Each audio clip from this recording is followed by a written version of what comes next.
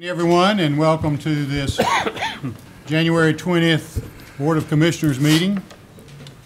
We're glad that you're here and you show such interest in our Board of Commissioners meetings. This time I'm going to call on Commissioner Jimmy Keefe to give the invocation and lead us in the Pledge of Allegiance. Thank you, Mr. Chairman. If we all could rise and then after the prayer, say the Pledge of Allegiance together.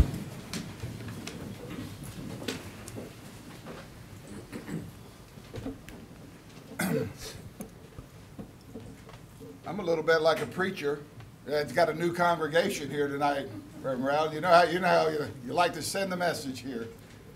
So tonight, dear Lord, please be with each of us tonight as we gather together in fellowship and governance. Grant each of us the passion to express our feelings and the compassion to recognize the feelings of others. Grant us wisdom to recognize the power in our decision and how it will affect our community and the people that we have all sworn to represent to the best of our ability. Pray as we struggle as a community on issues that may cast brother against brother, neighbor against neighbor, and friend against friend. Surely there will be issues and decisions this night that may cause hardship to some of our citizens. We ask that you do not allow hate and evil infect our community in such a way that we cannot heal together. Lord, please guard our military and the first responders as they selflessly guard us in the democracy that we hold so dear. Walk with each of us as we travel this narrow path. In your name we pray, amen. Amen. I pledge allegiance to the flag of the United States of America and to the republic for which it stands, one nation, under God, indivisible, with liberty and justice for all.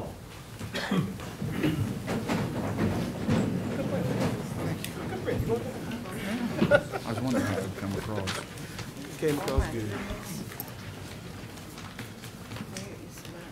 The first item on our agenda is the public comment period. We allow 15 minutes for this public comment period. Madam Clerk, how many speakers do we have? We have a total of 16 speakers. Okay, we have a total of 16 speakers. Unless the board wants to extend the time, that means we're going to have a minute apiece. Is there anybody that wants to extend the time? Yes. Okay, speakers, this is not a public hearing. This is a public comment period. We have 16 speakers. You have 1 minute each. So call the first speaker, and before you do that, I'm going to ask Ms. Cannon to read the rules of our public comment period. Yes, sir, Mr. Chairman. The public comment period shall last no longer than 15 minutes. No time may be yielded to a speaker by another speaker. Speakers will be acknowledged by the board in the order in which their names appear on the sign-up sheet. Speakers will address the board from the lectern and begin their remarks by stating their name and address. The public comment period is not intended to require the board to answer any impromptu questions. Speakers will be courteous in their language and presentation. Personal attacks will not be tolerated. Written comments and/or other supporting documents may be left with the clerk to the board. Thank you. Madam Clerk, call the first speaker. Our first speaker is Hunter Evans.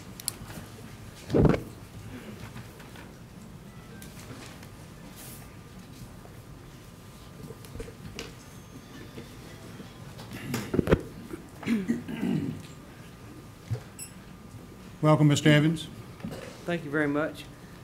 My name is Hunter Evans. I'm 2974 Evans Dairy Road, Fayetteville. Here to oppose the chicken processing plant. The short time allows me just a little bit, so I'll start from the bottom. The one thing we're still here about is the most precious resource we've got, and that's water.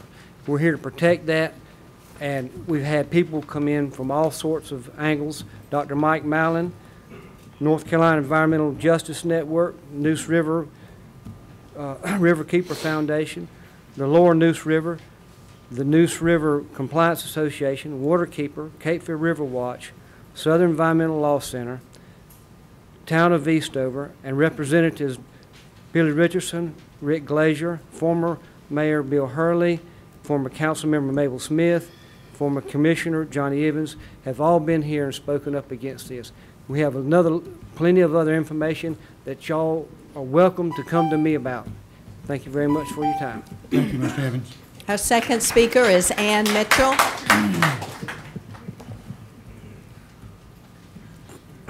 Welcome, Ms. Mitchell.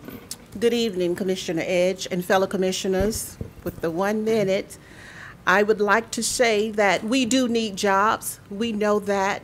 But we do not need jobs that the former governor of Sanderson Farms had said that the prisoners will not work at the chicken slaughterhouse. This is not what we need for Cumberland County. This plant will not commit to keeping the industrial chicken houses out of Cumberland County. These chicken houses are smelly, attract flies and rodents, and will negatively impact anyone living near them. We have repeatedly asked for an independent study and examine the environmental ramifications of this facility, as well as the potential effect of both our drinking water and the effect on the Cape Fear River. The 1,500 plus county residents who signed petitions agree we do need jobs, but we need good paying jobs. Would all of the people who are against Sanderson Farms please stand up? Okay, call next speaker. Next speaker is Betty Jo Smith.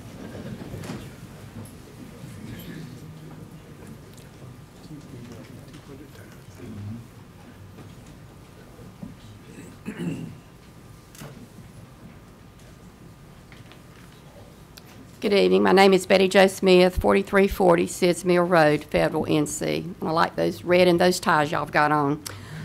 Just want to bring about, share something that I had been given. I sent an email to Russ Rogerson a while back asking how many companies had shown an interest in Sanderson Farms. He said he could share with me the last 2 years, and I hope he doesn't mind, but this is in print from him. And I'm sorry, these were copies. There have been 13 businesses in the last 2 years that have been expressed an interest. I mean, from environmental, aerospace, research and development, business and financial services, distribution and logistics, food processing projects, innovative manufacturing projects. Surely something is sadly mistaken that we've had that many businesses. Number one, we've not known anything about them, but more sadly to me is the fact that for whatever reason, they've not accepted Fayetteville. So I would just say that evidently there has been a good interest in it, and surely we can do Fayetteville better and the Cumberland County residents better than a chicken slaughterhouse. Thank you. Our next speaker is Jackie Taylor. Next speaker. What was the name? Jackie Taylor. Y'all know me. We're friends by now, right? That's right. Well, I'm sure that you've all received or had the opportunity to view the pictures of the standing water on and near the proposed spray fields. Clearly, this land and soil are not suitable to absorb that amount of water. I'm here tonight to address something that's really close to my heart and a lot of other people, and that's our water. I'm on a well. My family's on a well. In my research, I have found that there's somewhere in the ballpark of 5,800 wells in Cedar Creek and the surrounding areas. With 1.4 million gallons of wastewater sprayed onto the ground every day, even the most simple-minded person can realize where that water's going to go. Many people depend on their well water for safe drinking water, and allowing this to happen is putting all of these families in jeopardy. I want you guys to please add to your incentives package that Sanderson will be responsible for our wells and that they will do something if they become contaminated. Thank you. Thank you, Ms. Taylor. Our next speaker is Jerry Reinhold.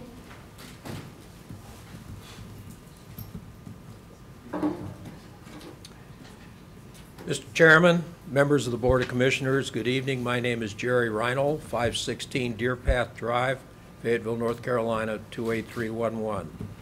Tonight, I request that you support item 6 on tonight's agenda and deem it advisable to set a formal public hearing on the Sanderson Farms project as permitted under General Statute 153A-52. On August the 8th, I requested that your decision on the future of Sanderson Farms project be based upon proven facts and demonstrated corporate performance. We need employment opportunities here to give those who want to be productive members of our community the chance to go to work every day and support their families. It is time to bring both sides of the issue together in a formal public hearing. You owe it to the citizens of this community, not just for this project, but to start repairing Cumberland County's damaged image that is spreading across the nation amongst entrepreneurs looking for places to do business. Thank you. Thank you, Ms. Reinhold. Clifford Bastian.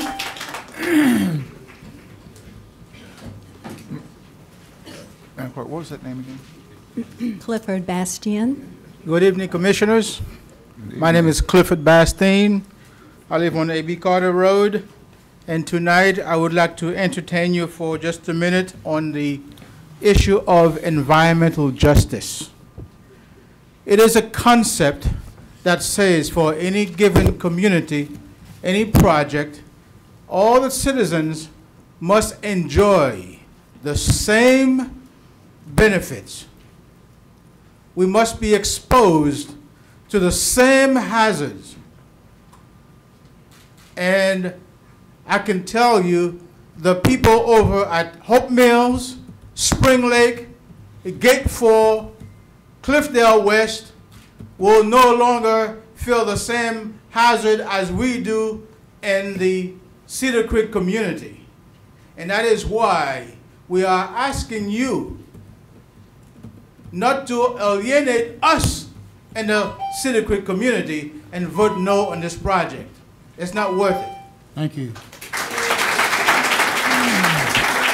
Cassie Gruber. I'm sorry, we can't hear, but could you give us the name of the person? Cassie Gruber. Okay, thank you.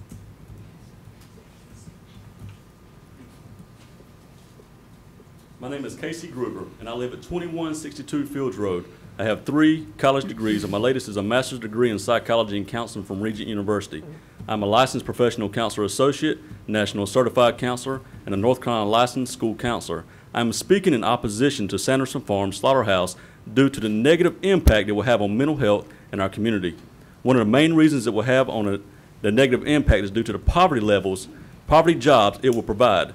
According to the Department of Health and Human Services, at 40 hours per week, the average wages will be considered poverty income for individuals employed by this company with 2 or more dependents per household. Research states that this will increase our taxes, overpopulate our schools, increase low-income housing, increase the crime rate that's associated with poverty level statuses, increase government welfare and assistance, increase depression, anxiety, diagnosable personality and mood disorders, increase mental health care costs, marital discords, and many more negative impacts. These social issues in Fayetteville will grow out of control if you vote yes to this horrendous company. Time is up. Can you pass the floor? Evan Toulouse. My name's Kevin Polish. I live at 2401 Evans Dairy Road in the epicenter of this controversy. I'm not a longtime Fayetteville resident. I chose to live here after 34 years in the United States military. I brought my family to Fayetteville. I hope to raise 5 children here in a safe environment. My house is the star on this picture, which is about 300 feet from one of the spray fields that are proposed. I no longer feel that I made a great choice for my family. I have 5 grandchildren now who play in that backyard 100 feet from where the spraying is going to occur, and I am also on a well. This picture shows my house when it rains. All that standing water goes somewhere, and eventually it makes its way into the groundwater into the nearby creeks and rivers. Next picture. This is a U.S. Department of Agriculture survey on limiting wastewater disposal by irrigation. That entire area, 6,000 acres around that facility, are very unlikely to be used for that type of irrigation. Please consider holding off on the public forum until after all the details are held. Thank you very much. Denise Cruz. Next speaker. Denise Cruz. Sorry, it's Denise Bruce. My name is Denise Bruce, and I am with Sustainable Sand Hills. We are a nonprofit here serving the Cumberland County region. I ask that the county commissioners do not move forward until an incentive package is, do not move forward with any incentive package until a thorough third-party environmental assessment can be conducted. Thank you. Brian Milner.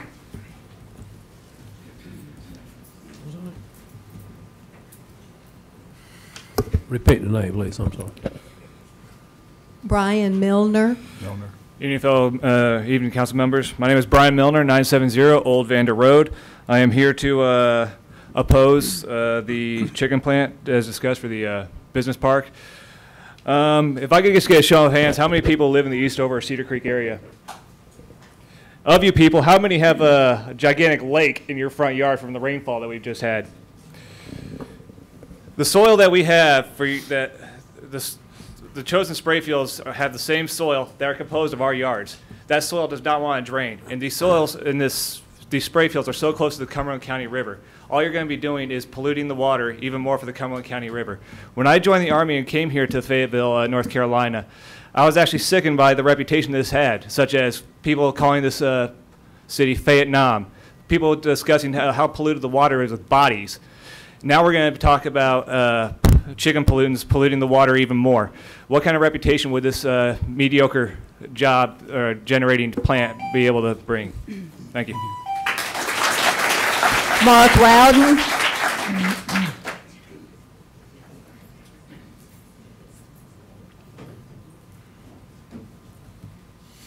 Good evening. I'm Mark Rowden at 987 Eastman Road. I'm not sure I've heard all of what has been said, and I'm not sure how simple of a mind that I have, and I'm not sure how much of an effect this would have adversely upon crime. But I come with the thought that this meeting tonight is more than just about voting for Sanderson Farms than it is allowing the citizens of Cumberland County the opportunity, every citizen, not a portion of the citizens, but I thought we were here to decide to let every voting citizen have the right to come in a forum and speak their hearts and mind about it, rather than voting tonight about Sanderson Farm. Thank you. Thank you, Mr. Rowden. Steve Lawrence. Steve Lawrence. Is that right? Yes. Correct. The attorney. My name is Steve Lawrence, and I used to play football with Mr. Keefe. I live at 4889 Catawba Lane, and I will note that we have 3 folks that I'm aware of that have worked quietly, hard, and long in this community to build it to what it is now, and I think they carry a certain amount of wisdom with them. Now, the problem, again, you've heard, we've all heard, is water. It's just terrible. And also, we've got the lowest, I perceive this as a money grab as opposed to job creation. For 30 years, I have represented, I'm a lawyer here in Fayetteville. I have represented people in agribusiness. I grew up in agriculture. I raised beef cattle. My farm is listed as distribution field for a poultry house. So I'm not anti-agriculture. I'm big for agriculture. But we're fighting right now interbasin transfer, taking 8 more million to 28 million gallons of water from our basin to give it to the Triangle and release it in the Neuse River. Now, apply to that 125 million gallons that's not being processed. Those other plants process it and put it back. These 125 million are going to spray fields. Dry weather's a bad problem. This stuff, nitrogen, will bond on dry weather. I appreciate it. Robert E. Lee.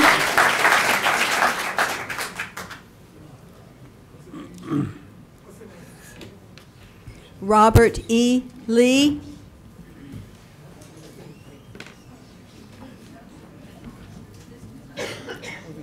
My name's Robert E. Lee. I live at 9011 Steeplechase Drive in Linden, North Carolina. I went to work at Kelly Springfield in March of 1970 for $1.90 an hour. They threw me into the curing pit at about 140 degrees, and I got mad and organized a union. And that may be, if we put these people out here at Sanderson Farms, It may be that those people will get excited and maybe they'll want $20 an hour.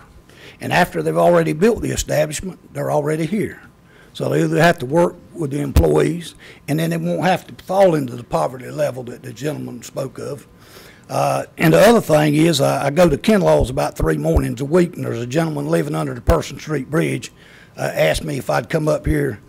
Actually, he asked me to come at a hearing sooner, but I wasn't able to get here. But he said he'd be willing to work. He said for $8 an hour. He said, he told me a bird in the hand's worth 2 in the bush. Thank you, Robert. Aranami Mohammed.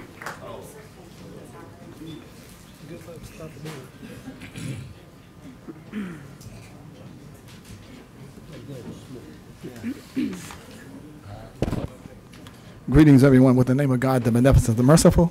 I am Imam Minister Irani Muhammad, Vietnam vet. Do not forget you follow street. We worked with Fayetteville State University faculty to put that down. That was a stinking facility over there near the trash dump. Here in Fayetteville, North Carolina, we redeveloped downtown city of Fayetteville, and guess what? We on the move. Fort Bragg is growing, the city is growing. We're setting up the second Pentagon at Fort Bragg. We will not become Rayford where you have feathers floating all over downtown Fayetteville. Thank you. Phil Edge. Who's the next speaker? Phil Edge. She's coming in. Oh, Phil Edge. I'm Grays Creek Township. This will affect us too. I'm against giving these folks any incentives. For Pete's sake, anybody in this room could have called them and said we had land for a plant. Come look at it, and they'd have been here. This is a Class D industry. For one thing, they feed these chickens adulterated with roxarsen, which is a component. One of the components is arsenic, and what goes in the front comes out the back, and it's in the meat case too, by the way. Makes that chicken look nice and pink for a while. This is basically the spreading of the litter. The chicken houses may be 10 miles away, but the litter gets spread on fields everywhere because my neighbor spreads it on a hay field in front of my house. There aren't any local chicken houses. I grew up with chickens, McNair Farms, Hunter Evans family, by the way, tobacco, corn, beans, etc. So I'm not against agriculture. This is bad news. What are you going to get to come in here behind these people? Thank you. Our last speaker is Douglas Mole. I'm sorry, I can't hear you. When they're clapping, I can't hear you. Our last speaker is Douglas Mole. My name is Douglas B. Modi. I live at 5886 Columbine Road, Fayetteville, North Carolina, 28306. I'm opposed to this chicken plant. The reason I'm opposed of it is in 1983, we made Lake Jordan a dam so we could have fresh water for Cumberland County and the Cape Fear River Basin. Now you're threatening the water supply of the Cape Fear River Basin by putting this chicken plant in place. Also, when we had the Monsanto plant put in, it downrange from the aquifer. The people in Garland, they have poor water now. And you're going to have the same problem you're going to have here. You're downrange, people are going to have pollution, and then it's going to hurt people. And I'm opposed against it. And I hope you guys take care of the people. Thank you. The last speaker. We have no further speakers. Okay, thank you. Thank you all for coming and speaking at the open comment period. At this time, we'll have an employee recognition.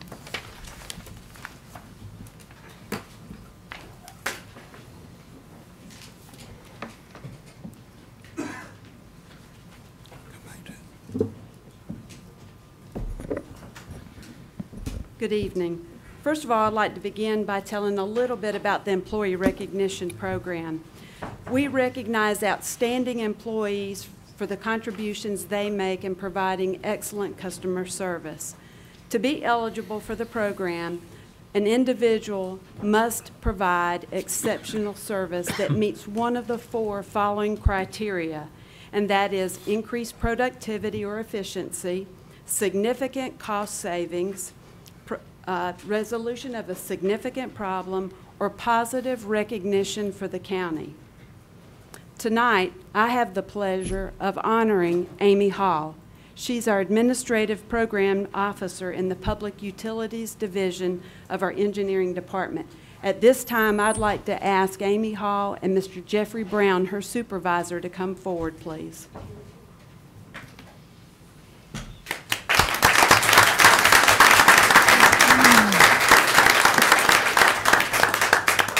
Let me begin by telling you a little bit about the process. Amy was at the forefront of securing not one, but 2 USDA grants for a total of $3.9 million in an 8-month period, which is unheard of. These funds will go toward providing much-needed sewer for the Overhill subdivision and the Bragg Estates subdivision. This process of obtaining these grants require persistence, organization, persistence, dedication, and persistence. I say persistence because Amy applied multiple times to several different organizations over a span of years to achieve these grants. Let me say this, these projects would not be economically feasible without these grant funds. There are challenges in applying for these grants. Gathering accurate information from citizens, there are very, very strict USDA policies, different guidelines for different agencies, and processing a mountain of paperwork and applications. As a result of Amy's tireless efforts, USDA Rural Specialist Judy Hunt asked for permission to use the process that Amy developed to provide it to all other counties in North Carolina as an example for procuring grants. Amy, thank you very much for your dedication, for your persistence. I hope you realize that you have played a vital role in providing a much-needed services to those 2 subdivisions, and also for being a model for other counties across the state. I'd also like to thank Mr. Jeffrey Brown, who Amy works under his leadership, and for submitting Amy for this grant. So Amy, this is a certificate for paid time off, a half a day. 12 hours ain't nothing to sneeze at, you know. In addition, here is a presentation of Exceptional Employee Award presented to Amy Hall this 20th day of January 2015.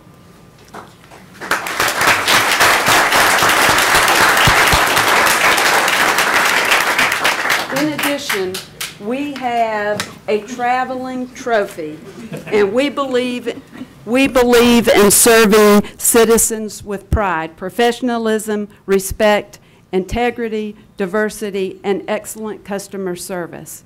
Amy, would you like to say anything? I'll say it for her. She is a very humble employee and very dedicated. Employees are our greatest resource, and she is a prime example. Would you like to say anything? I'll speak on Amy's behalf. She's already threatened me when she realized what was going on. I was thinking the entire time that we had poured one over on her, but I was informed shortly before the meeting that she realized what was going on. So Amy does an exceptional work. The 2 projects that were mentioned tonight were just 2 of the things that she has accomplished. There's been other things that since I've been with the county that she's been instrumental in. One would be the South Point water system and providing drinking water to that community. So Amy is an exceptional employee. She does it as Ms. Cannon said, with pride, and it's a pleasure to work with her each and every day. And I also need to recognize Amanda Bullard as part of our department. She was instrumental in bringing this, Amy's doing the write-up and submitting it for Amy's recognition tonight. So thank you, Amy, for your work. Look forward to many more years with you.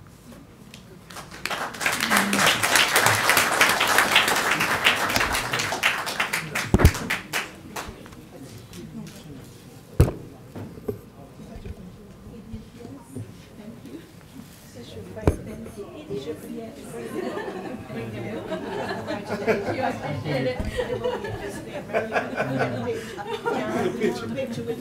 This is Amy's family, in case y'all didn't know. She's Wait a minute, turn around.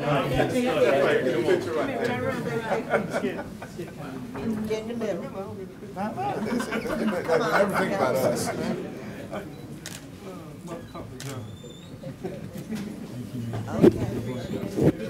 Yes, it is.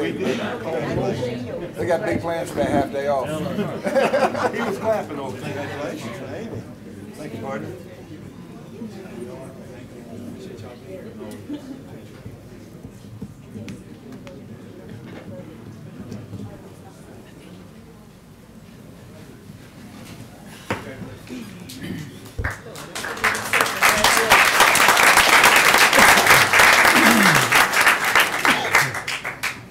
In case anyone is wondering, I have deliberately moved the approval of the agenda actually down to item 3, and the employee recognition and the presentation of the audit to 1 and 2. And so I'm going to ask Michelle Thompson to come and present our 2014 annual audit report at this time. Mr. Chairman, could I have Vicki Evans, our finance director, say 1 or 2 words, please, Sure. sir? Yes, ma'am. Thank you, Mr. Chairman. Thank you, Vicki. I didn't mean to slight you there. Thank you.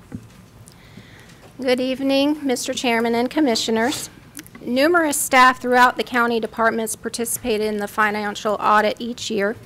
Tonight, I'd like to give credit to Tammy Gillis, internal auditor, as well as finance staff Bob Tucker, Todd Hathaway, Deborah Shaw, and Kelly Autry for the hard work they put into the fiscal year 14 audit, and as well Melissa Cardinale and Amy Cannon for their support.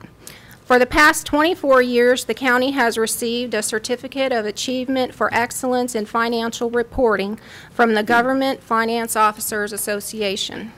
We hope and believe that FY14 will be the 25th year. Please let me introduce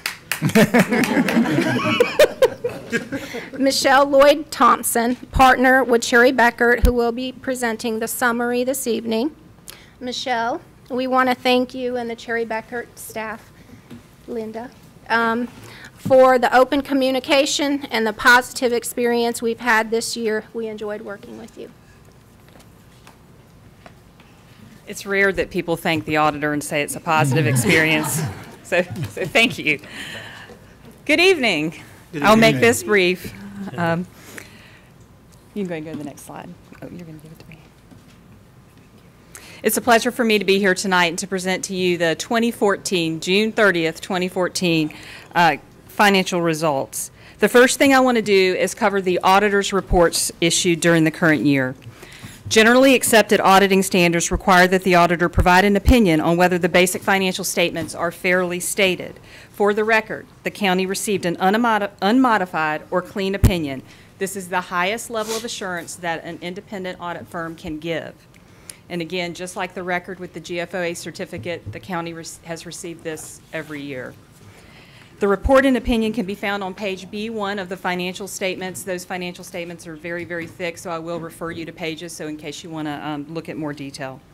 When performing an audit of a governmental entity, an additional set of auditing standards called, uniquely enough, government auditing standards must be applied. These additional standards require that we issue a report on compliance with internal controls and financial reporting. The purpose of this report is to describe the scope and the results of that testing, but not to give an opinion on internal controls. This report can be found in the last section of the financial statements. Under the requirements of OMB Circular A-133, we performed a single audit of federal and state grant expenditures. The auditor is required to express an opinion on whether the government complied with laws, regulations, and provisions of contracts or grant agreements that could have a direct or material impact on each of the major federal or state programs. For the record, the county received an unmodified opinion or clean opinion, again, the highest level of assurance. Additionally, you should have received a letter from me to the governing body that I am required to issue to you each year that tells you things about our firm's responsibilities, the fact that we are independent, and it will point out anything unusual. There was nothing unusual for you to see. So I would encourage you to look at that letter at your convenience. Now what I want to do is cover some summary financial information. I know that's awfully small. We tried to use color to help you get to the right numbers quickly. So for the next few slides, we'll go through some information that is in the financial statements. This slide shows the original budget, the final budget, the actual balance, and the variance between the final budget and the actual revenue and expenditures of the general fund, which details can be found on page E5 of the financial statements. As you can see highlighted in yellow, the general fund's revenue and transfers exceeded expenditures and transfers out by $1.6 million in the current year. In other words, there was a gain. This gain, when applied to the beginning fund balance of $109 million, results in an ending fund balance of $111.5 million, which is highlighted in green. This slide breaks out the components of the fund balance into 5 categories. The non-spendable category, which is inventories and prepaids that are not available resources because they represent year-end balances that are not spendable. Restricted. These classifications include revenue sources that have external restrictions and are therefore restricted for specific purposes. The stabilization by state statute is required by the state of North Carolina. 10% of the fees collected by the Register of Deeds is restricted to pay for computers and imaging technology for the Register of Deeds office. The next category is committed. These require resolutions approved by the majority vote of the county commissioners, you. Property revaluation fund balance can only be used for the tax revaluation purposes. Assigned fund balances are funds set aside by the board for future use. Those assignments of fund balance are shown on this slide. $32.5 million is unassigned and represents 10.2% of the current year's expenditures. The total available fund balance, which includes both the assigned and the unassigned fund balances, is 22.37%. This amount exceeds your 15% minimum available fund balance reserve.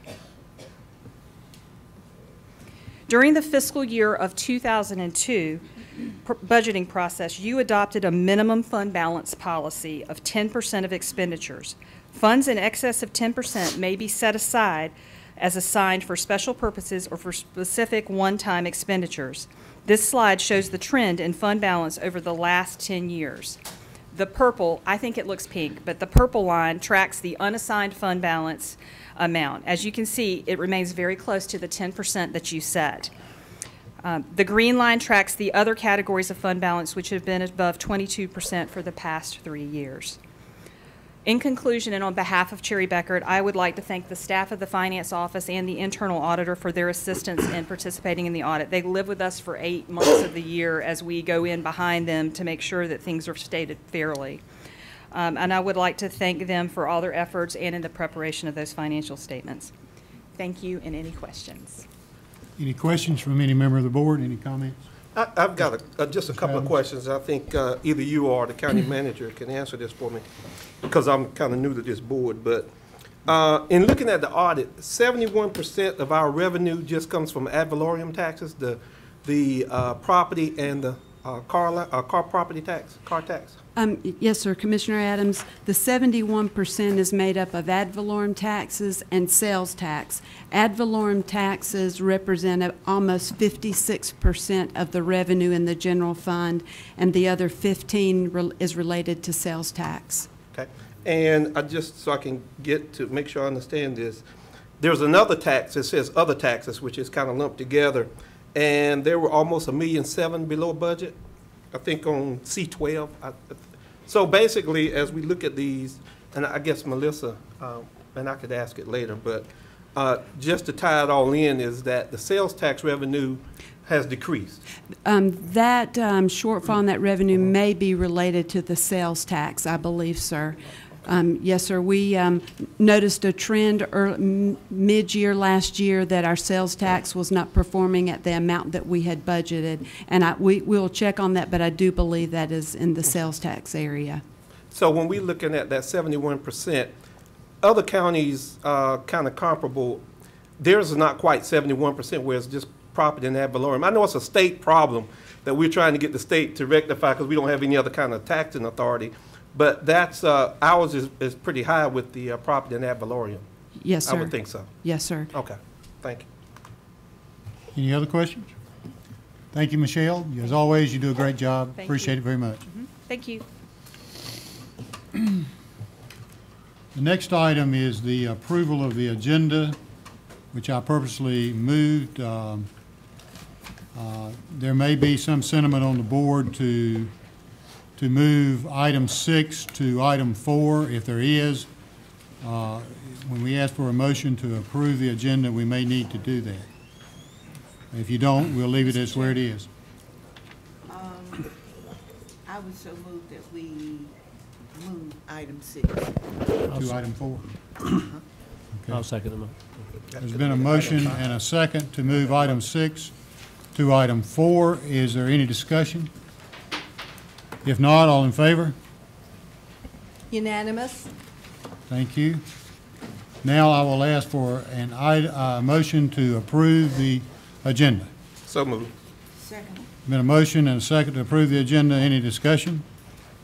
All in favor? Unanimous? With that, I'm going to read item 6. Is a consideration of a new motion to set a public hearing to consider granting incentives to Sanderson Farms.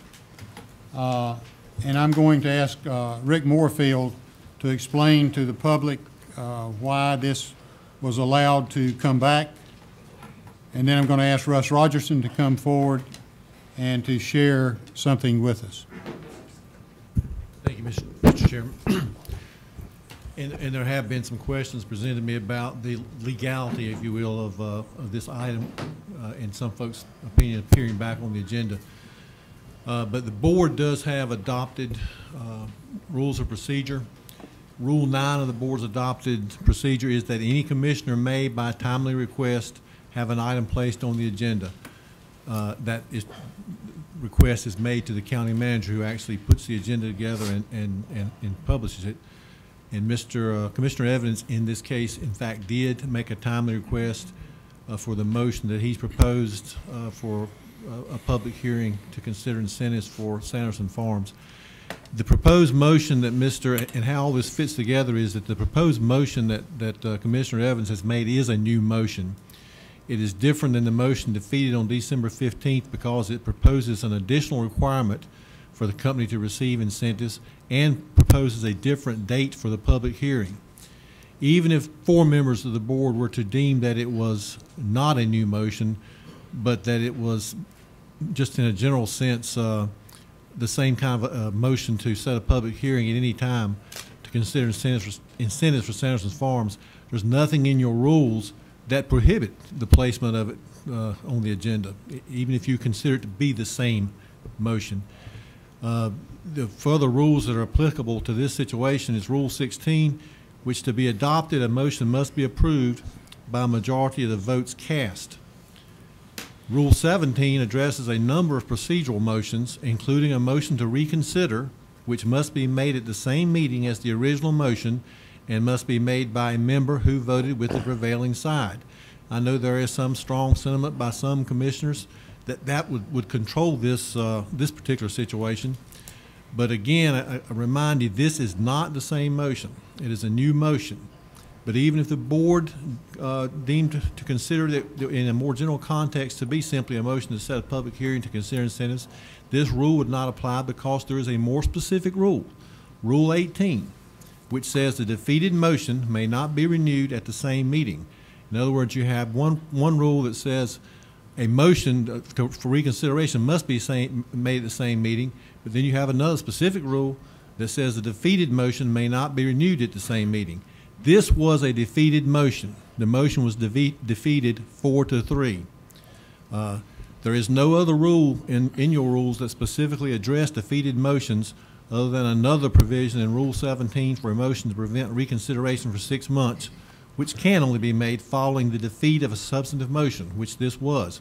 But there was no such motion made to prevent reconsideration for 6 months.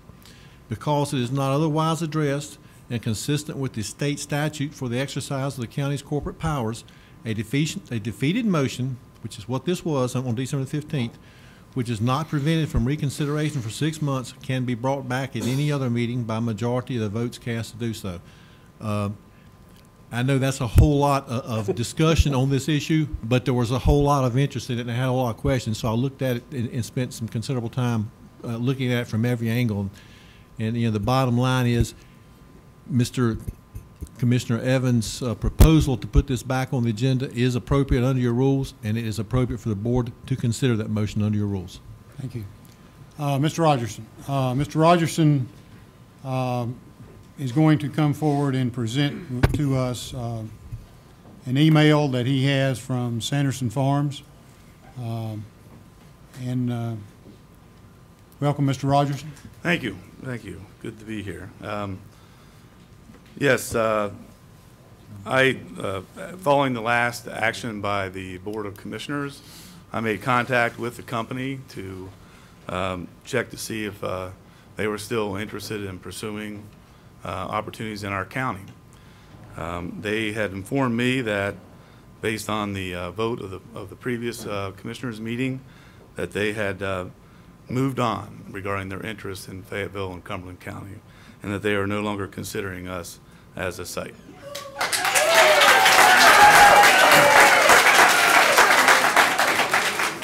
Thank you, Mr. Rogerson. Are there any questions for Rick from the members of the board or for Russ as we, before we go to the motion? Thank you, Russ. Thank you for being here. Did you bring a copy of that email? What was the date of the email? And what was the date of the email?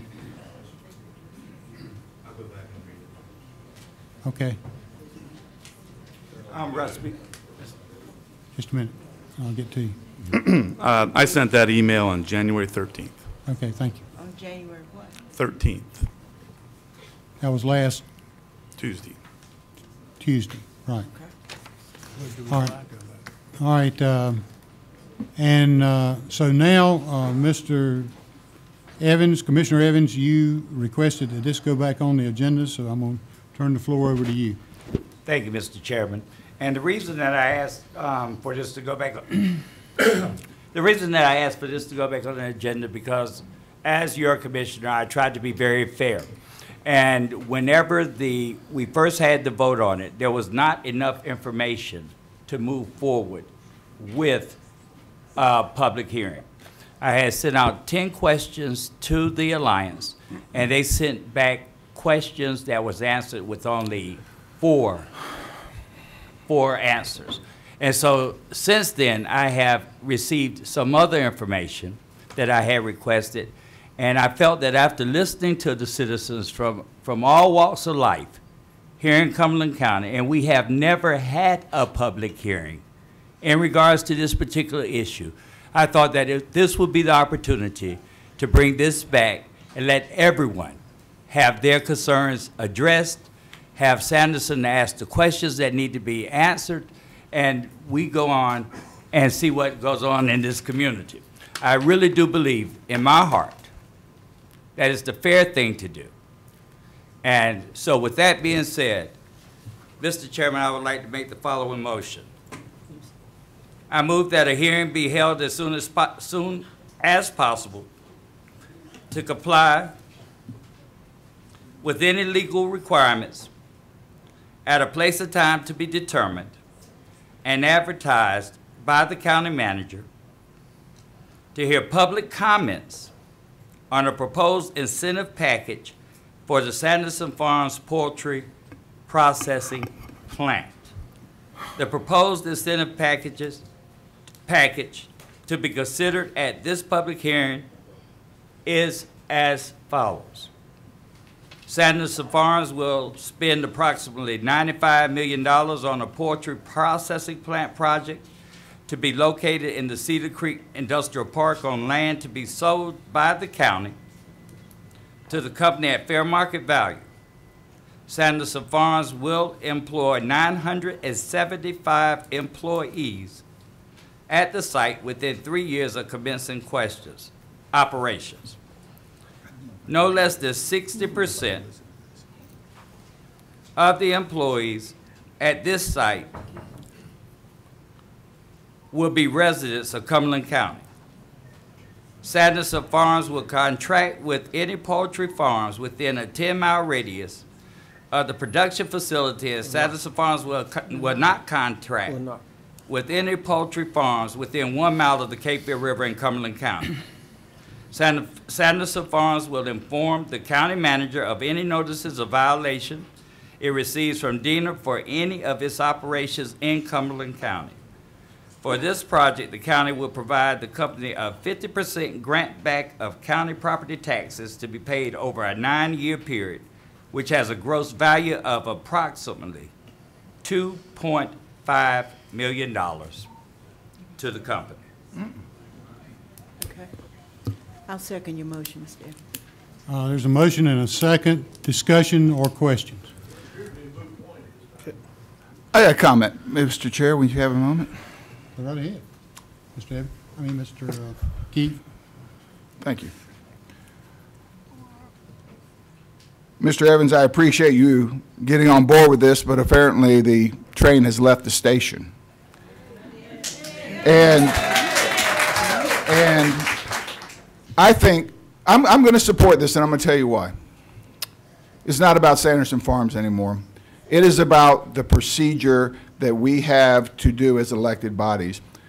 Personally, I would be okay if everybody stood up there at a public hearing and told us how inefficient and incompetent and how badly we did everything on this thing. But it's important for us as a community. I think a lot of the fallout that we have had over the last couple days and weeks is directly proportional to a promise that we made in here when Commissioner Council was the chairman, that there would be a public hearing.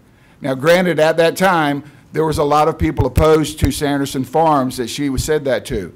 But it doesn't matter how you slice any project, there's still two sides to it. And a public hearing has to be told. There's more, ma'am. There's more. There's more people than just in this room. And we have to listen to the people. I don't think that we are representative of all the people. We claim to represent 325,000 people in this community. And a public hearing is the proper procedure to go through on something as valuable as this. So that being said, I'm going to support it. I do, in my opinion, I do not believe Sanderson Farms is a viable project for us, but the process needs to go forward, and maybe we'll learn on this one by going through the process for the next thing that comes through. Thank you very much. All right, I don't want to have anybody removed from this audience. The commissioners have a right to speak and are entitled to their opinion. But I can assure you that if you are disruptive, there's two men standing at the back of the room that are going to ask you to move and to leave. So if you want to hear what the rest of us have to say, just be quiet. Anyone else? Mr. Adams. Thought you forgot my name there for a minute, Mr. Chairman. That's quite all right. Mr. Evans, with your motion, the motion was pursuant to the proposed incentive package, but that's not to limit the discussion at the public hearing as to just the whole Sanderson Farms issue, not just that people have to talk on the incentives. Can I get some clarification? Commissioner Adams, you're exactly right. Okay. And the reason for this, as I stated earlier, is that we have to be fair about this process. And I did not receive all the answers to these questions that I had submitted to the Alliance, and I've gotten some of those back. And so if there's an opportunity that we can afford, which we should do for the citizens of this county, so everyone will have the opportunity to speak, I would think that we could do that. I was just trying to clarify, because it just said the incentives, but your motion is inclusive of just people being able to comment on the process too, the whole issue surrounding this economic development for Sanderson Farms. Yes. Okay. Thank you. Thank you, Mr. Chairman. Anybody else would like to speak? I have a few questions that I would like to ask, and I guess, Mr. Evans, my first question to you would be, and all I know is what has been stated in the media, is that you have talked with somebody at Sanderson Farms. Would you mind sharing with the rest of us who you talked with at Sanderson Farms? Yes, sir. I don't mind at all. I had a concern about individuals that had been convicted of crimes and given the opportunity to have employment at this particular facility. Those individuals have a hard time trying to find employment. And I spoke with the human resources manager. Our county manager was standing there with me as I spoke with her, and she shared with me, because I had concerns about that. And she shared with us that they are, in fact, hired with Sanderson. And so that's one, yes, that's the only. Okay, but that was not with the home office, that was with Kinston, was that correct? Well, sir, you know what, matter of fact, all the information that we received thus far has been from Kinston. We've never gotten anything from Sanderson. Any information that we've gotten to go on, we've never gotten that from Sanderson. That, I have a whole packet of material that I've gotten from Sanderson and from the Alliance, and I don't know where you missed yours or not, but that was one plant that has answered your questions, and you've answered my question, and thank you for that. I'd like to also make a few comments, as Mr. Keefe did, and I think most of you already know where I stand on this. I guess one of my other questions is, if we include as an incentive not to put any chicken houses within a 10-mile radius, it seems to me, if you've looked at the map that the Alliance gave us, that 10-mile radius includes 2 other counties. And I don't know how we can control, or Sanderson can, or anybody else can control anything that goes on in another county. That is very difficult for me to understand, and maybe I'm not as swift as some of you are. As far as hearing the public, we have been hearing from the public since September. Now, in my opinion, there has been only one person that has stood before us at this open comment period and has made any reference to supporting this project before tonight, and that was one person that was looking for a job, and I've written every name down, and all of the rest of them have been opposed. Grant you there is some distorted information out there, and why would this board choose to go forward with a public hearing with all of these upset people, and obviously they are upset, to go forward with a public hearing continuing this circus, because that's what it has been. It has been a circus, and we're not accomplishing anything except distorting and destroying our reputation in this community. Now, if a public hearing will cure that, then more power to you. But I do not see how carrying this further, and Sanderson has already said that they are no longer interested in our community for a chicken processing plant. Some other things that came forward last week, which I did not know, this pipeline, this gas pipeline, is going right through the middle of that industrial park. There's not a thing in the world that we can do about that if that's where they choose to go, unless they reroute it. The water issue has already been alluded to tonight in the public comments. Mr. Adams, you attended a PWC meeting this past week, and we know what effect that can have on the public water system in this community. Cary wants to take water, and they want to take out of the Cape Fear River, Cary, Wake County, the area up there, and deposit it back in the Neuse, which is it could affect our water system, because Sanderson Farms is going to take millions of gallons of water every day from PWC. Now, folks, I'll tell you, I'm not the smartest person in this room by a long shot, but I can see no reason, and I'm going to vote against it as I have, to go forward with a public hearing, upsetting people, taking staff's time, taking our time, to go and to listen to the same thing that we've been hearing for the last 6 months. And where have the proponents been? Where are they?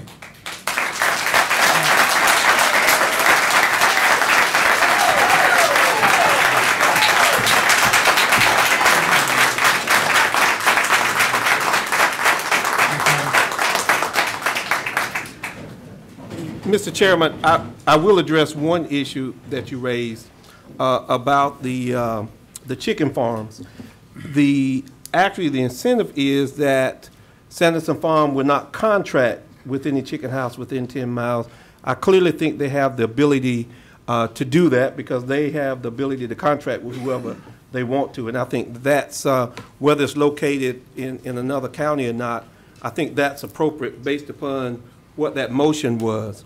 And as you're aware, I made the motion the last time to have a public hearing. I think we've discussed this, and so it's no secret, Mr. Edge and I have discussed this, and we discussed it like gentlemen, that what we've heard is at a public comment that's before a board meeting, that the process, I believe, is to, for either proponents or those who are opposed, who may be waiting on a public hearing, because that is the process in terms of that, to give all of those citizens an opportunity. Now, I will tell you, I have not sat here as long as the rest of you all and have heard this and the people that have come in, but I believe that those who are opposed to it will know, and they will tell you that I have been probably as diligent talking to them, going out to their property, having folk in my office talking.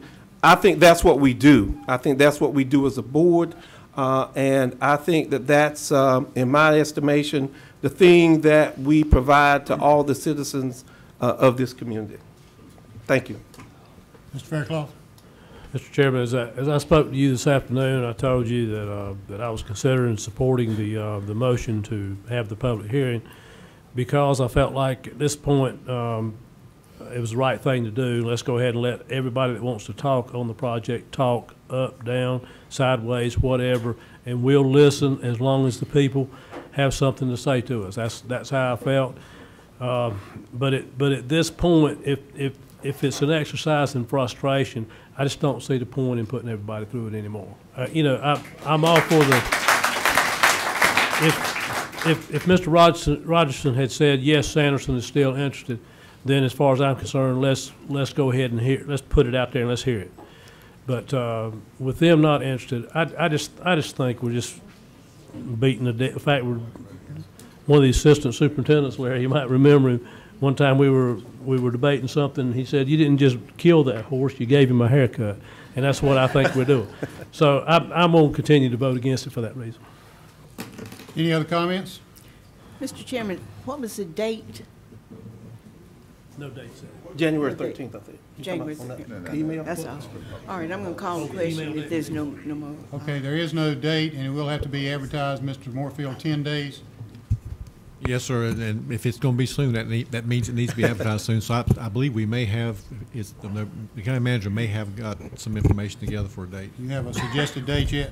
I think we talked about Monday evening, February the 2nd. Okay, we have a meeting We have it in the morning meeting, yes, sir. Okay. Will that give us enough time? Yes, sir. Mr. Chairman, and you said that's a morning meeting? No, we have a morning meeting that morning. Right, so we have it that evening. Yes, sir. Can I ask one other question? I guess, like I said, I'm new to this process.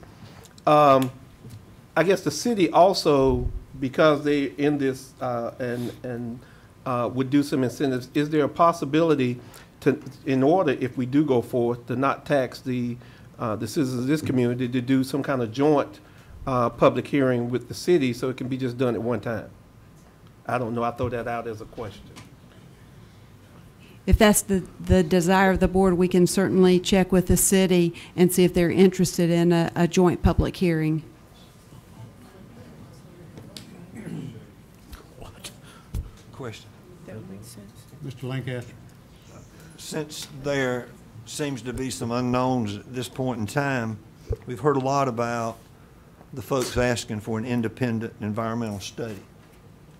At what point in time do we address that issue? Do we talk about it? Is that something that we talk about at the public hearing? Is this something that we talk about among ourselves? Who pays, et cetera? So that's just a question that I have for each of us. I don't have an answer for that. I mean, I guess I could, at some point in time, would it be fair for me to make that motion? I've heard a lot of, we talk about the people and the people's voice. I think we've all heard that, emails. At what point in time would that be proper if I chose to make a motion that we initiate some kind of independent environmental study? Mr. Moorfield, you might can answer that. I can't answer Yes, that. well, Mr. Chair, right, there is a motion that's been seconded on the floor now, so Mr. Lancaster, you couldn't make it until after that motion was voted upon, but you could certainly make a motion to that effect at any time after, if this goes forward. Yes, sir. Thank you. All right, is there any other discussion on the motion? If there's no other discussion on the motion, I will call the question. All those in favor of the motion? Voting in favor, Commissioners Evans, Council, Keith, and Adams. Voting in opposition, Commissioners Lancaster, Faircloth, and Edge. Okay. Mr. Lancaster, do you have another motion you want to make? Well, certainly.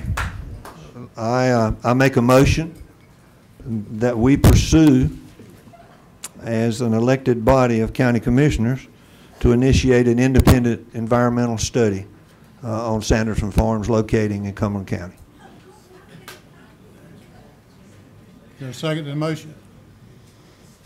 It fails for a lack of a second. Mr. Chairman, I'm not going to say it, but it just gives me an idea that perhaps rather than studying in the context of Sanderson Farms, since they're no longer a player, we could probably just study the park itself and see what really is suitable for that. I'm not going to make a motion at this time, but that's something we can consider as we go, because the next thing that comes down to the pike, we've learned something from this one, but perhaps we could be ready more for the next one and make sure it is a suitable item in case this one isn't. But and that's a great suggestion. Yeah, that's the right thought. Okay. I think. Thank you for that. Mr. Chair, one further. Does anybody else want to speak? I didn't know if Larry was making that No. into a motion or anything. No. Okay. Mr. Chair, one further question for the record, because of the nature of the time constraints on this. Is there a consensus to set this public hearing February the 2nd at 7 p.m.? And I believe that the facilities at the Crown are available. Would anticipate it being a larger crowd than this room would accommodate, but would probably be at the theater. Is there a consensus to go ahead and get that advertised? Do we need a motion? I just need a go ahead. You've already made a motion to do it as soon Consensus as possible. to do it then? Yes. That's fine. One thing, Mr. Moorfield, that I would like to clarify, and this is as good a time as any, that when this public hearing is held, everybody will be entitled to their 3 minutes, and they will be heard. Is that correct? Yes, sir. In a public hearing. So just wanted everyone to know that you will be allowed to speak 3 minutes, and you will be heard. All right. With that, I'm going to move on to, well, let's take a 5-minute recess, and then we'll come back to the consent agenda.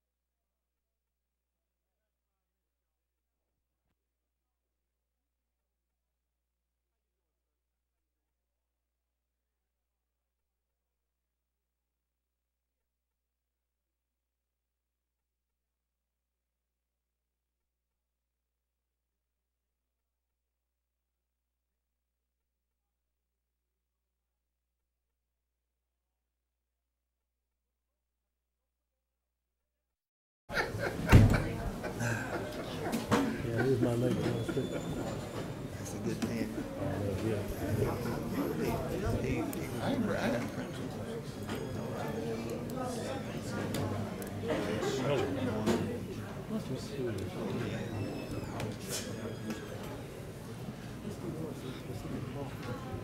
Madam Manager, the next item on our agenda, I think, is the consent agenda. Yes, sir. Is there any items to be pulled?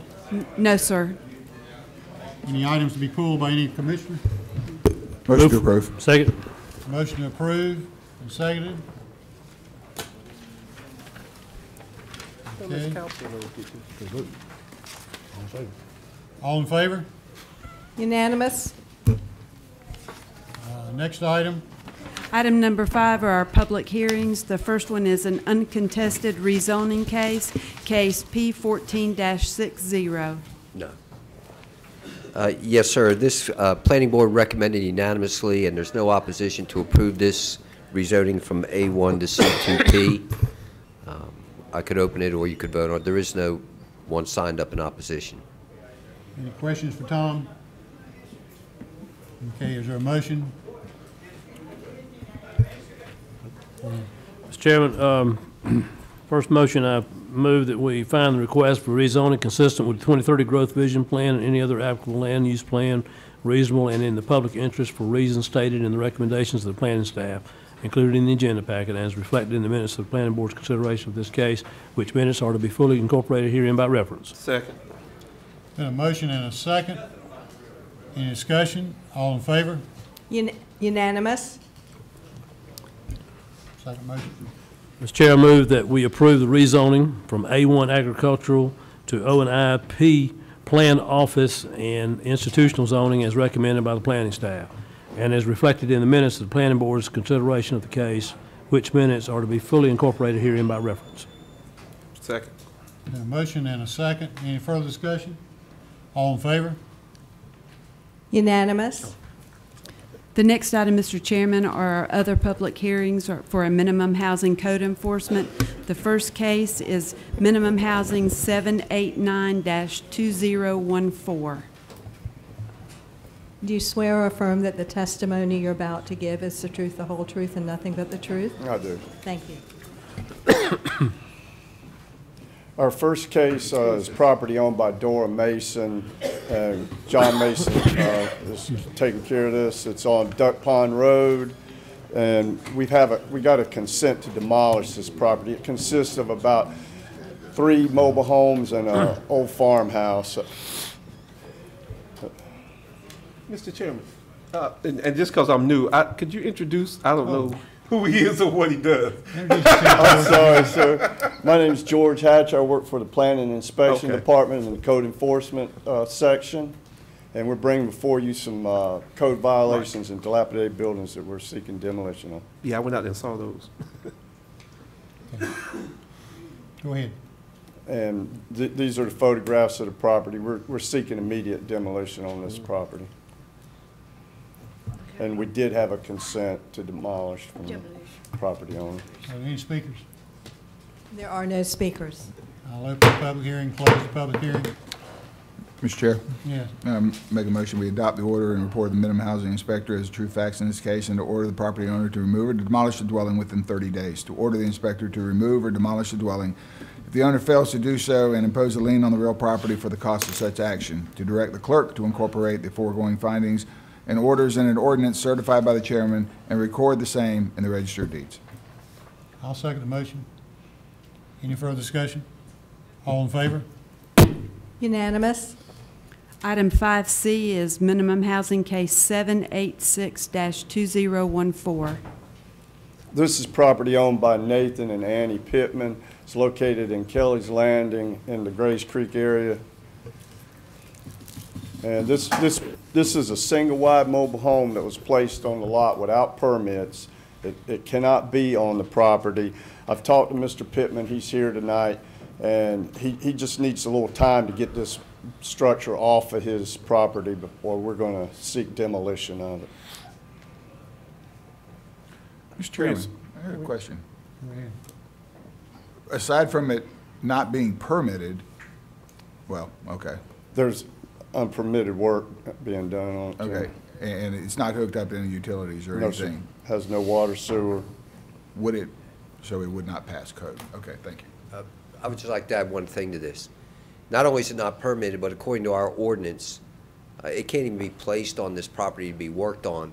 He's going to have to move this to an industrial zoned area before he can start working on it. Shouldn't have been moved on this parcel to begin with. But I'm just, is it really up to us to demolish it, even if it's still functioning? He's asked to move it. Oh. All I'm saying is, considering your motion, when he asked for time, that he'll first have to move So this it's not and find a place to demolition. even work on it. It's a move, not a demolition? It's a demolition, but it can be demolished on the property, but if in fact you consider any time for the applicant to rehab this, consider that he first has to move it before he can get started on that. That's all. Thank you, Mr. Chair, I got my answer. Okay. I have a question. You have a question? Mr. Hatcher? Yes, sir. Has the owner requested time to move it off the property? Right. And yes, with sir. the intent to do so? Yes, sir. He understands that it cannot be on this property. It shouldn't have been placed on the property. Okay. It can't be worked on this property. It needs to be moved to approved site or demolished, whatever he wants to do with it. Did you indicate how much time he could have, or do we Well, need to we've do been that? I've notified him in August of this year that it was in violation, and there's nothing been done with it up to this date. That's the reason we're.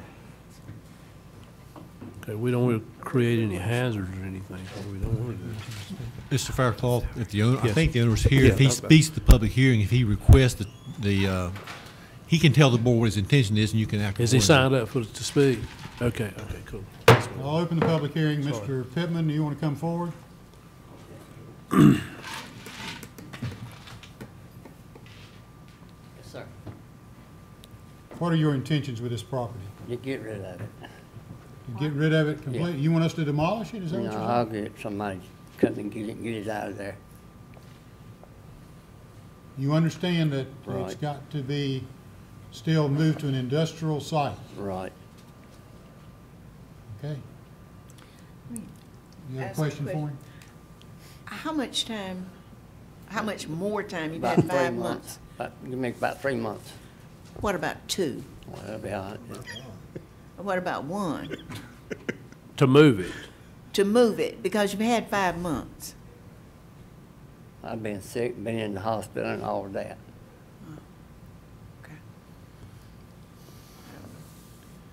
Okay. Give him 2 months. Any other questions for Mr. Pittman? Thank you, Mr. Pittman. Yes, sir. I'll close the public hearing. Any other speakers? There are no further speakers. Okay. Shouldn't close the public hearing then. All right, is there a motion? I Ms. move Counsel? that we adopt the order and report of the minimum housing inspectors, the true facts in this case, and order the property owner to remove or demolish the dwelling within 60 days. To order the inspector to remove or demolish the dwelling if the owner fails to do so and impose a lien on the real property for the cost of such action. To direct the clerk to incorporate the foregoing findings and orders in an ordinance certified by the chairman and record the same in the register of deeds. Second? Got a motion and a second. Any further discussion? All in favor? Unanimous. 5D, I'm sorry. Well, I was just going to tell Mr. Pittman, you got 2 months. Chairman, can I add something that might help him? Mr. Howard, I would always recognize you to add anything. He could go hire somebody to pull that to the Ann Street landfill, and it'd be weighed and disposed of at the C&D area where we will tear it apart and sell the metal off of it. Okay. Mr. Hatcher, would you share that with him, you or Mr. Lloyd? Yes, sir. What Mr. Howard just said? Yes, sir. Thank you, Mr. Howard.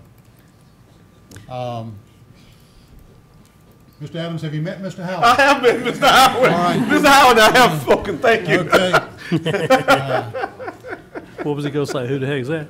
Well, I didn't know. I don't know who he knows and who doesn't. That's right. He's going to tell us. All right. Item Mr. 5D is minimum housing case 901-2014. Do you swear or affirm that the testimony you're about to give is the truth, the whole truth, and nothing but the truth? Yes, ma'am. Thank you. Okay. This is minimum housing case 901-2014. 2014, owned by Tony L. and Marcia Tyson. Property is located at 6606 Parkton Road. We also have a consent to demolish signed by the owners on this one. It's unfit for human habitation, presently being occupied of vagrants. And the property owners would like to see it disappear as well. And they've already signed the consent? Yes, sir. Okay. Any further questions? Any speakers? There are no speakers. Open the public hearing, close the public hearing. Motion. I move that we adopt the order and report of the minimum housing inspectors of true facts in this case and order the property owner to remove or demolish the dwelling within 30 days. And to order the inspector to remove or demolish the dwelling if the owner fails to do so and impose a lien on the real property for the cost of such action. And to direct the clerk to incorporate the foregoing findings and orders in an ordinance certified by the chairman and record the same in the register of deeds. Second. Second. Any discussion? All in favor? Unanimous. Thank you. Item 5E is minimum housing case 722-2014.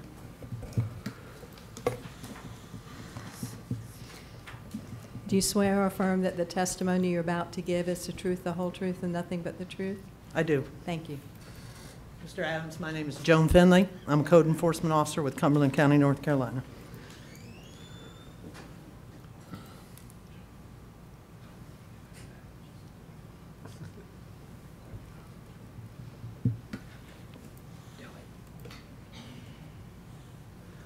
This property is owned by Brian Arthur. It's located at 4044 Chicken Foot Road. Seeking a demolition on this property. This is a single wide trailer on the lot.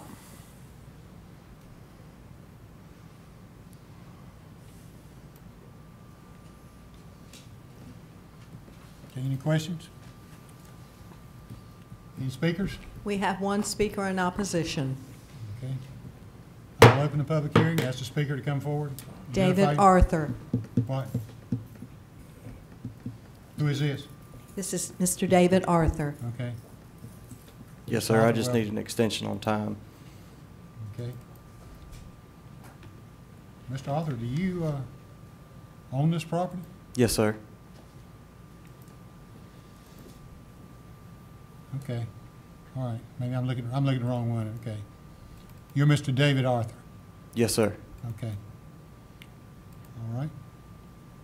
He needs an extension on time. Is there any reason you've had since August to, no, I'm on the wrong one again. I'm sorry. Let me back up. Gotta love technology. Let me back up and just move slowly. November. This was inspected in July. And you've had all this time, and you still think you need some more time? Yes, sir. Why do you think you need some more time? We had a premature, me and my fiance had a premature little girl, and we had to spend a lot of time at the hospital with her. And between my work schedule and having somebody be able to come and get it, I'd prefer to have somebody be able to take it rather than it be destroyed, because somebody with the right set of hands and the right set of tools, they could make it a livable home. I'd rather see it go to a family in need. I'm not selling it or anything like that. I just want somebody to come get it as a whole. I'd rather see it go to a family in need than see it taken away in pieces. Let me ask the inspector this question. Is this property movable? There's been some modifications that have been done to the trailer. Probably require an engineer to certify the construction on this property.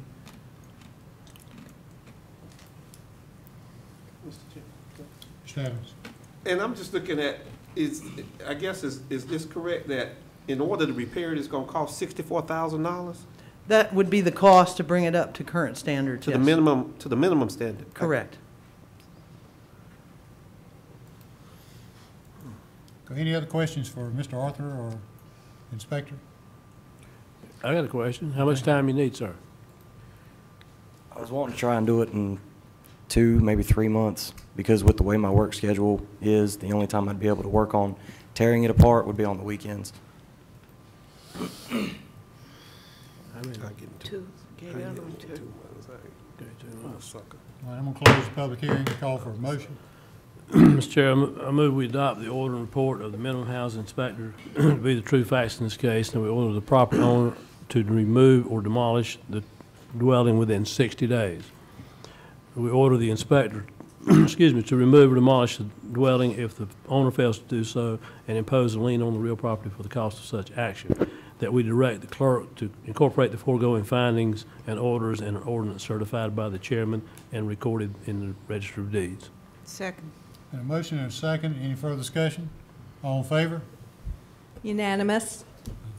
The next case is minimum housing case 775-